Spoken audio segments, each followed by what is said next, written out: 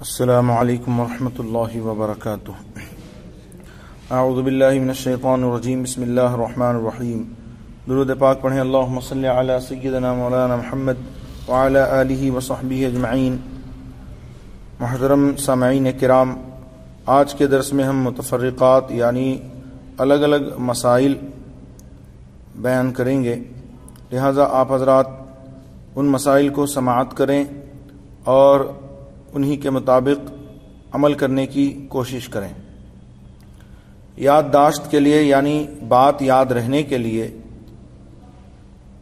اس غرض سے کہ بات یاد رہے، بعض لوگ رومال یا کمر بند میں گرہ لگا لیتے ہیں، جس کو کرناٹک کی زبان میں گھاٹی باندھ لینا کہتے ہیں. گاٹھی باندھ لینا، یا کسی جگہ انگلی وغیرہ پر ڈورا باندھ لیتے ہیں یعنی رسی باندھ لیتے ہیں، یا ڈورا جو باریک قسم کا ہوتا ہے اس کو لپیٹ لیتے ہیں، یہ جائز ہے. اور بلا وجہ ڈورا باندھ لینا مکروہ ہے. بعض لوگ کسی بیماری کی وجہ سے پاؤں کے انگوٹھوں میں اس قدر کھینچ کر تاگا باندھ دیتے ہیں کہ وضو یا غسل کرتے وقت پانی کا بہنا درکنار تاگے کے نیچے کا حصہ بھی تر نہیں ہوتا یعنی نہیں بھیگتا. اس سے بچنا لازم ہے کہ اس صورت میں وضو نہیں ہوتا اور غسل کی حاجت ہو تو غسل نہیں اترتا. اور ظاہر ہے کہ اس برائے نام وضو یا غسل سے جو نماز پڑھی جائے گی وہ نماز نہ ہوگی، کہ نماز کے لیے طہارت شرط ہے اور یہ حاصل نہ ہوئی.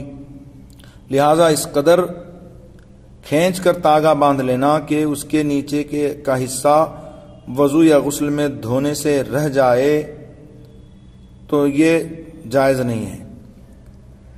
گلے میں تعویذ لٹکانا جائز ہے، جبکہ وہ تعویذ جائز ہو یعنی آیات قرآنیہ یعنی قرآن کی آیتیں اس میں لکھی ہوں، یا اسماء الہیہ یعنی اللہ رب العزت کے مبارک نام لکھے ہوں، یا ان دعاؤں یا تحریروں پر مشتمل ہوں جو بزرگان دین سے معصور و منقول ہیں یعنی بزرگان دین سے چلے آ رہے ہیں. ایسی دعائیں اس میں لکھی ہوں، یا کسی اسم یعنی نام کا نقش عددوں میں لکھا جائے، اور اگر اس تعویذ میں ناجائز الفاظ لکھے ہوں یا شرک و کفر کے الفاظ پر مشتمل ہوں، یا تعویذ دینے والا قابل اعتبار آدمی نہیں. اکثر لوگ ایسے لوگوں کے پاس تعویذ لینے جاتے ہیں جن کو طہارت کے مسائل صحیح معلوم نہیں رہتے، جنہیں علم دین سے کچھ واسطہ نہیں، جو نماز کی پابندی نہیں کرتے، بے شرع باباؤں جاہل پیروں سے جا کر کے تعویذیں لیتے ہیں. نہ جانے وہ اس میں کیا کیا لکھ کر کے دیتے ہیں. لوگ وہاں بے دریغ پیسہ لٹاتے ہیں. تو ایسے ناقابل اعتبار لوگوں کے پاس ہرگز آپ تعویذ لینے نہ جائیں. داڑھی منڈے ہوتے ہیں، بے شرع ہوتے ہیں، بے نمازی ہوتے ہیں. ایسے لوگوں کے پاس جا کر لوگ تعویذ مانگتے ہیں، تعویذ لیتے ہیں اور انہیں گلے میں لٹکاتے ہیں. تو ایسے ناقابل اعتبار لوگوں کے پاس تعویذ لینا جائز نہیں ہے، جو حلال و حرام اور جائز و ناجائز میں امتیاز نہیں رکھتے. تو ایسا تعویذ لکھنا بھی ناجائز اور اس کا لینا اور باندھنا بھی ناجائز اور گناہ ہے. تعویذ ایسے آدمی سے لینا چاہیے جو صاحب علم و عمل ہو، شریعت کا اور دین کا علم رکھتا ہو، تعویذ بنانے کا طریقہ جانتا ہو، اور اس کے جو شرائط ہیں اس کے مطابق وہ تعویذ بناتا ہو. عورتیں کے بعض اوقات تعویذ گنڈوں کے لیے ماری ماری پھرتی ہیں اور غلط جگہ پر پہنچ جاتی ہیں.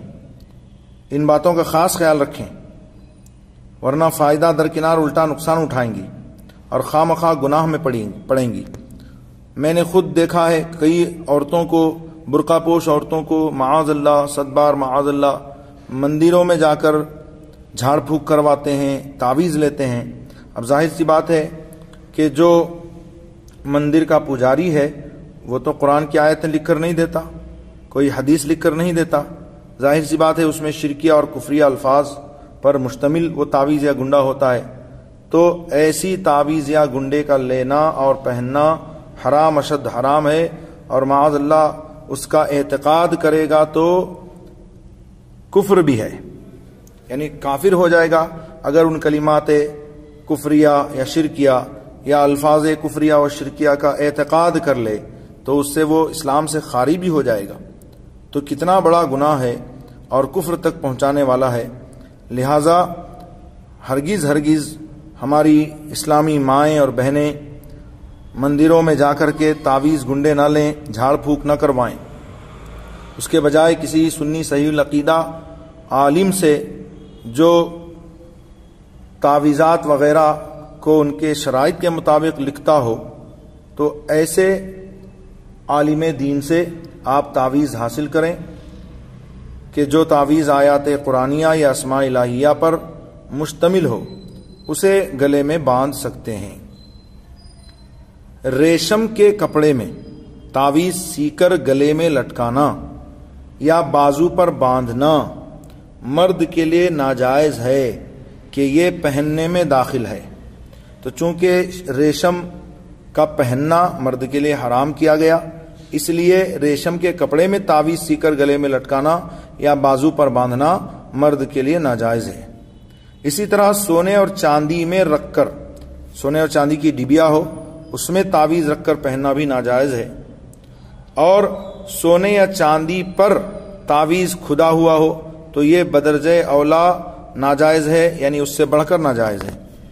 جو ریشم کے کپڑے میں سی کر کے مرد لٹکائے گلے میں یا بازو میں باندھے تو جس طرح وہ ناجائز ہے، اس سے بڑھ کر ناجائز یہ ہے کہ سونے یا چاندی پر، سونے یا چاندی کی ڈبیا میں رکھ کر جیسے پہننا ناجائز ہے، ایسے ہی سونے یا چاندی پر تعویذ کھدا ہو تو اور زیادہ ناجائز ہے۔ سونے چاندی پر کھدے ہوئے تعویذات اور نقوش کو کپڑے میں سی کر استعمال کیا جائے تو اب ممانعت کی کوئی وجہ نہیں، واللہ اعلم بالصواب۔ بعض احادیث میں تعویذوں کے استعمال سے ممانعت آئی ہے، یعنی منع کیا گیا ہے، اس سے مراد وہ تعویذات ہیں جو ناجائز الفاظ پر مشتمل ہوں اور جو زمانہ جاہلیت میں کیے جاتے تھے، تو اس میں اکثر و بیشتر کلمات شرک و کفر ہی ہوا کرتے تھے، تو سرکار دو عالم صلی اللہ علیہ وسلم نے ایسی تعویذات یا گنڈوں کو گلے میں باندھنا ناجائز قرار دیا، اسے منع فرمایا۔ لیکن وہ تعویذات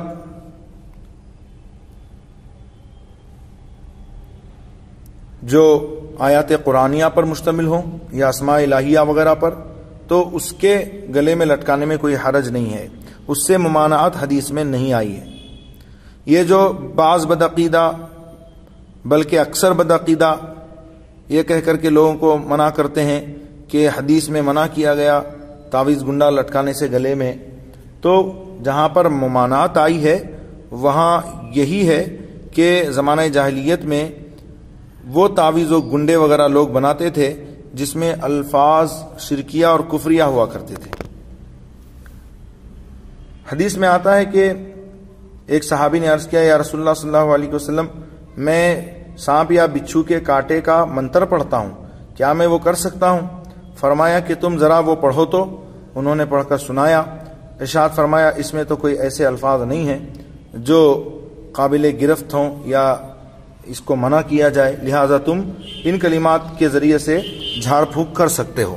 تو دیکھیے دو طرح کی باتیں سامنے آئیں، ایک تو یہ کہ سرکار نے گنڈے تعویذات سے منع فرمایا، دوسری حدیث میں ہے کہ صحابی کو اجازت دی کہ وہ جھاڑ پھونک کریں۔ تو جہاں پر گنڈے تعویذات سے منع فرمایا تو وہاں وہی گنڈے تعویذات مراد ہیں جن میں الفاظ شرکیہ و کفریہ ہوا کرتے تھے، اور جو جھاڑ منتر وغیرہ صحابی نے پڑھا تو اس میں اس طرح کے کوئی الفاظ نہیں تھے جو قابل گرفت ہوں شریعت کی نظر میں، تو سرکار دو عالم صلی اللہ علیہ وسلم نے ان کو اجازت عطا فرمائی تو وہ تعویذات جو اسماء الہیہ یا آیات قرآنیہ یا بزرگان دین سے معصور و منقول ادعیہ پر مشتمل ہوں، دعاؤں پر مشتمل ہوں، تو ان تعویذات کے گلے میں باندھنے میں شرعاً کوئی حرج اور ممانعت نہیں ہے۔ وہ تعویذات اور آیات و احادیث یا دعائیں جو بزرگان دین کے معمولات میں رہیں، رکابی میں لکھ کر مریض کو بنیت شفا پلانا بھی جائز ہے۔ جنب یعنی جس پر غسل فرض ہو، غسل جنابت، اور حیض و نفاس والی عورتیں بھی، یعنی جن عورتوں کو ماہواری خون آتا، جو ماہواری خون آتا ہے اس کو حیض کہتے ہیں، اور بچہ پیدا ہونے کے بعد جو خون نکلتا ہے اسے نفاس کہتے ہیں، تو حیض و نفاس والی عورتیں بھی تعویذات کو گلے میں پہن سکتی ہیں۔ یوں ہی مرد بھی، یعنی جن پر غسل جنابت فرض ہو تو وہ گلے میں تعویذ باندھ سکتے ہیں، جبکہ تعویذات غلاف میں ہوں، یعنی کپڑے وغیرہ میں لپٹے ہوئے ہوں، سلے ہوئے ہوں۔ بلکہ مردوں میں عموماً تعویذ بازو پر بھی باندھ سکتے ہیں، اور یہاں بھی وہی ہے کہ جبکہ وہ غلاف میں ہوں۔ تعویذ اگر غلاف میں ہو یا موم جامہ میں ہو، موم جامہ جیسے تعویذ کو سیل کر دیا جاتا ہے، اس تعویذ کو اسے پہن کر، یعنی وہ تعویذ ایسی ہوتی ہے کہ اسے کپڑے میں ڈال کر جو ہے اسے بالکل بند کر دیا جاتا ہے، سیل کر دیا جاتا ہے، موم جامہ کر دیا جاتا ہے۔ اب اس میں کوئی دعا وغیرہ وہ باہر نظر نہیں آتی ہے، بالکل کپڑے کے اندر ہوتی ہے اور باہر سے سیل ہوتی ہے، تو اسے پہن کر بیت الخلاء میں جانا مکروہ نہیں، پھر بھی اس سے بچنا افضل یعنی بہتر ہے۔ اور جس انگشتری یعنی انگوٹھی پر کوئی متبرک نام لکھا ہو، یعنی بابرکت نام لکھا ہو اللہ اور اس کے رسول کا، یا قرآن کی کوئی آیت ہو، اسے پہن کر بیت الخلاء میں جانا مکروہ ہے۔ اور استنجا کے وقت یعنی پیشاب پاخانہ جاتے وقت اس کا اتار لینا بہت ضروری ہے۔ اللہ تبارک و تعالی اپنے حبیب علیہ الصلوۃ والتسلیم کے صدقے ہم سب کو ان باتوں پر عمل کی توفیق عطا فرمائے۔ آپ حضرات سے میں امید کرتا ہوں آپ حضرات